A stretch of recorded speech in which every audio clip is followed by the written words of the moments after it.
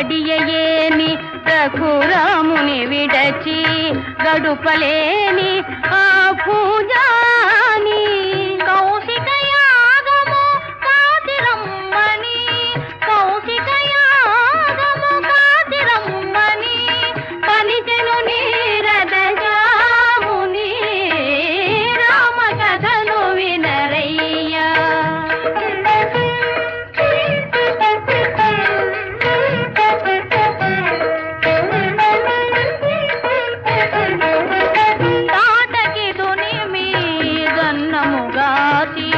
తపసుల Deevena తలదాసి జనకుని